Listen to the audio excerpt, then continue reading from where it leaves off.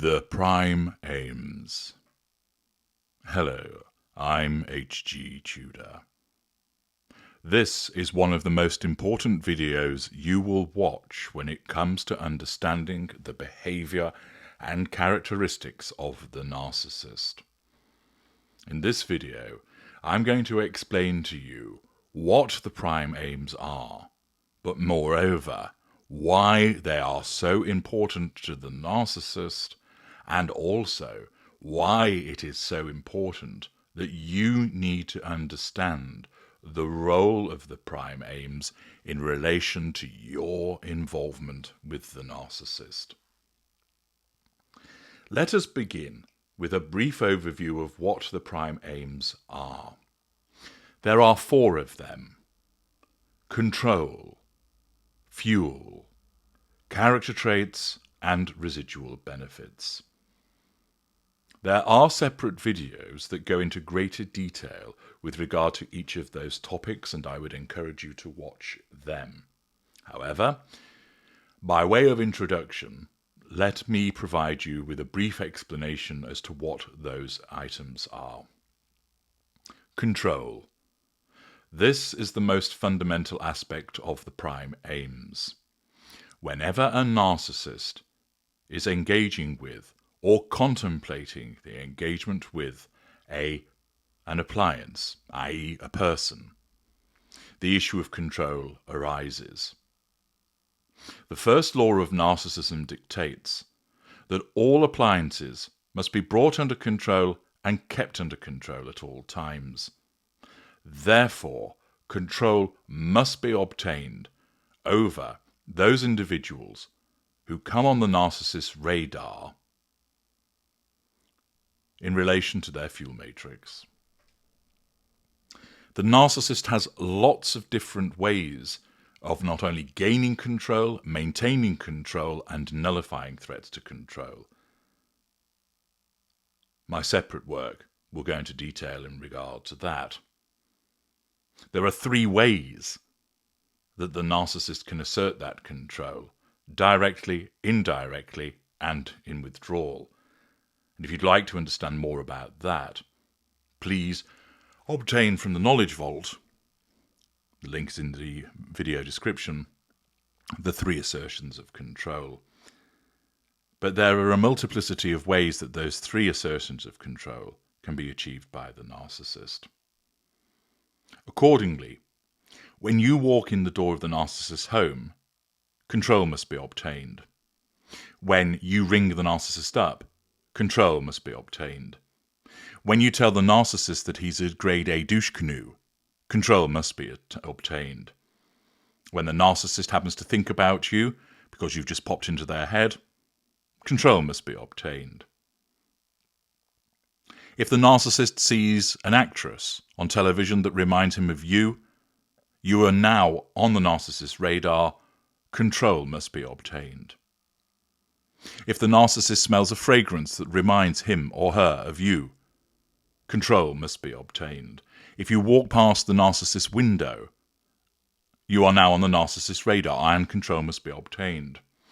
If somebody mentions your name to the narcissist, you are on the narcissist's radar and control must be obtained. Accordingly, whenever you come up on the narcissist's radar, and there are lots of ways that can happen, the issue of control becomes relevant. If you're not on the radar, you don't exist, control does not matter. The second aspect is fuel. Briefly described, fuel is the emotional output or reaction of an appliance, a person, to something occasioned by the activity of the narcissist. Thus, if the narcissist walks into the room and you say to the narcissist, "I love you," you have just given the narcissist fuel.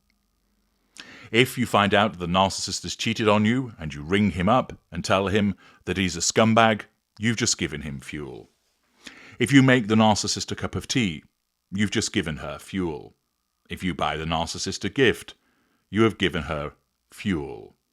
If you have sex with the narcissist, your oohs and ahs and "give it to me baby, aha, aha," is fuel. Crying in front of the narcissist because he said something horrible to you is fuel. Writing something on social media about the narcissist's behavior provides the narcissist, assuming that he or she sees it, with fuel.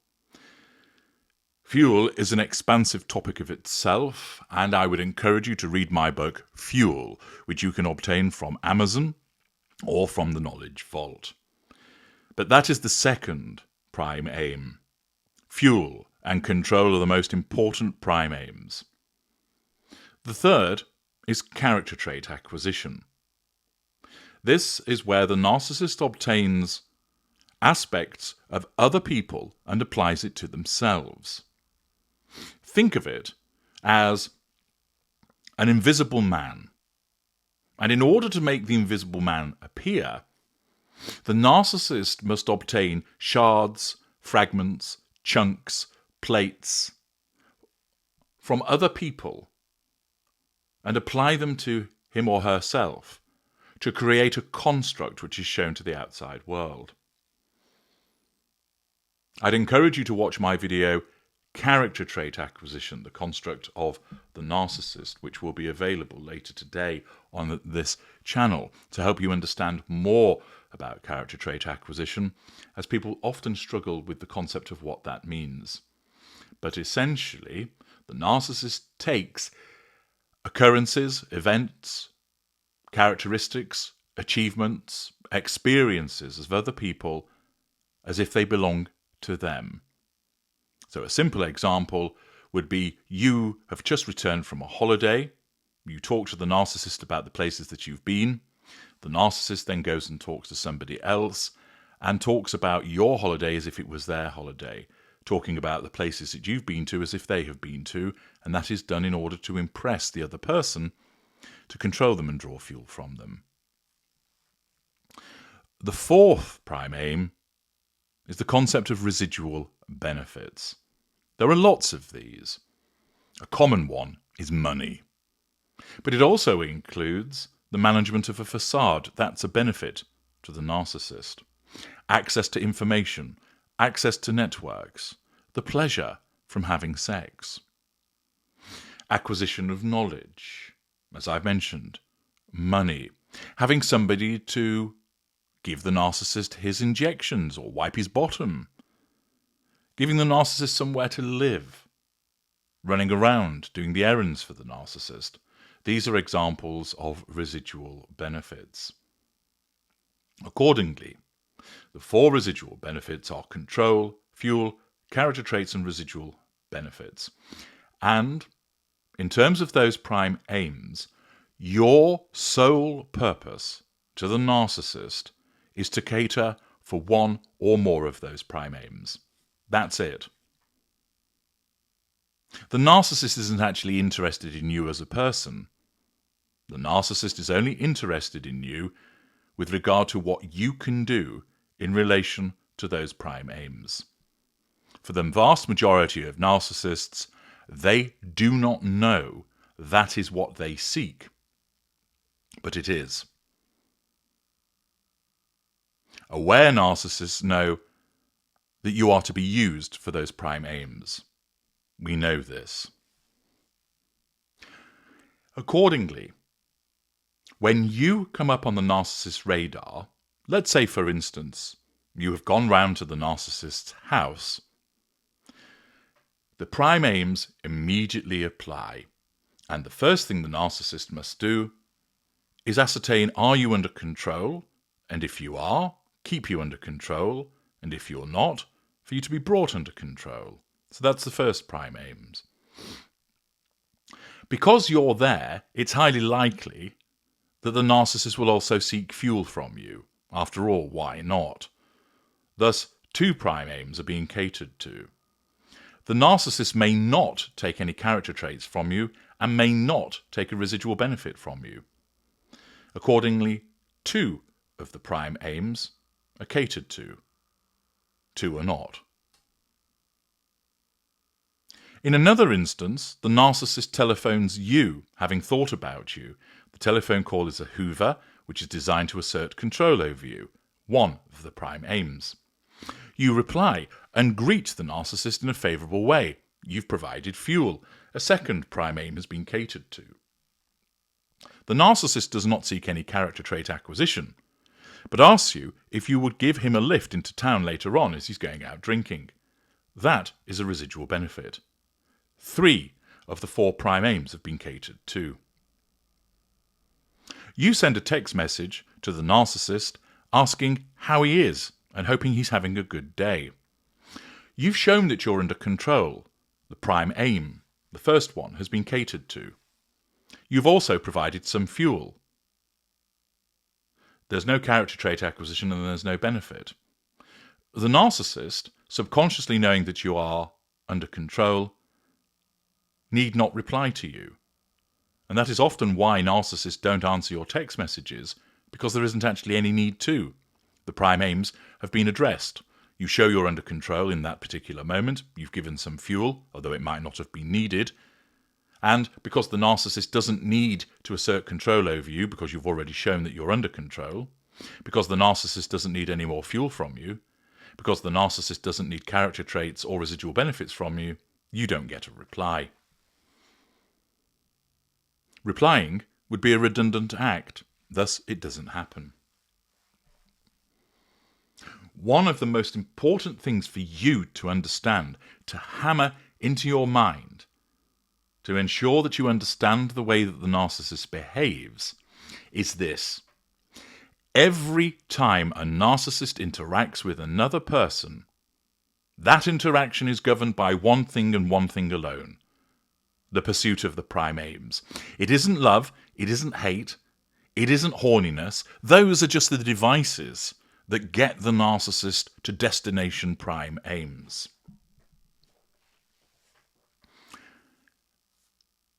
The prime aims govern everything in terms of that interaction. And to help you understand the nature of the narcissist and your dynamic with them, you have to start thinking in terms of, this wasn't an argument, it was a threat to the control, prime aim number 1 of the narcissist, and the narcissist was seeking to assert control over me while drawing fuel from me. I now understand why the argument carried on. He needed to get control, and he was drinking up my fuel. It wasn't about whose turn it was to put the rubbish out. That just happened to be the device that the narcissism was using to get to the prime aims. So think of the prime aims as the destination, and whatever the narcissist is feeling or thinking is the motorway, the freeway to take the narcissist there. Accordingly, in order to make the narcissist seek the prime aims from you, the narcissism will cause the narcissist in the golden period to believe that he or she loves you. Narcissists are incapable of love because there's no emotional empathy. The narcissism essentially creates the concept of love so that the unaware narcissist believes that they are in love with you, so that they are then motivated to assert control over you by flattering you, by having sex with you, by taking you to nice places, by buying you gifts, to draw fuel from you by doing those things, by interacting with you so that character traits can be taken, and to obtain residual benefits from you, perhaps moving in with you, utilizing your finances, having the pleasure of having sex with you. Thus, the concept of love and affection and attraction has been generated by the narcissism to compel the narcissist to seek the prime aims. In a sense, what you think the interaction is, think of it as lifting up the bonnet, lifting up the hood and looking underneath. The narcissist has punched you in the face. Strip that back, look underneath. Physical assertion of control through violence, acquisition of fuel as a consequence of you crying because you've been hit. It's about the prime aims. The narcissist invites you to their birthday party. Hoover to assert control over you. One of the prime aims is being attended to. the narcissist slashes your tires. You're not there to react. However, the narcissist envisages a response from you which provides thought fuel and also recognizes that your response when you see the tires will be one of alarm, which affords a sense of control. Everything, I repeat, everything the narcissist does or does not do in relation to you is linked to the prime aims. Your perspective of the world causes you to believe that it's done out of love, affection, hatred, kindness, antipathy, whatever it might be. Those are just the mechanisms that exist to get the narcissist to the prime aims. And when you finally grasp that everything that the narcissist does when they're interacting with you, with anybody else, with him, her, them, is about the prime aims, you will have made a substantial advance in your understanding of the way that the narcissist conducts themselves. Now remember, the majority of narcissists are unaware. So the narcissist does not sit down and think to themselves, right, I need to get Mary Sue under control here and draw some fuel from her. They don't think in such terms. Instead, the narcissism will ignite the fury of the narcissist. So the narcissist feels furious and is led to believe by the narcissism that Mary Sue has been flirting with another man. Revision of history. It didn't actually happen. She was just chatting to the man at the bar, not flirting. But that skewed perspective of the narcissist, combined with the ignition of fury, a thought and a feeling, motivate the narcissist to then argue with Mary Sue to assert control over her and draw fuel by way of her protestations. You see, if the narcissism did not make the narcissist think or feel in a particular way, the narcissist would essentially just sit there going, meh, and not go after the prime aims. So the narcissism has to find ways by causing the narcissist to see the world in a particular way, to think in a particular way, to feel in a particular way, so the narcissist then becomes motivated to go after the prime aims. And that's why the narcissist so often sees the world completely differently to you, why the narcissist tells lies but believes them to be their own truth, why the narcissist doesn't remember certain things and invents other things. Because it's all done by the narcissism to nullify threats to control, to gain control, to maintain control, to draw fuel, to cause an interaction to allow the acquisition of a character trait, to cause an interaction to allow the acquiring of a residual benefit. Thus, these are the prime aims. This is what the narcissist has designed. It's almost like if you've seen the film RoboCop and he was given those prime directives as to how he should behave. It's a little bit like that when this narcissist has been created, forged into the DNA of that narcissist is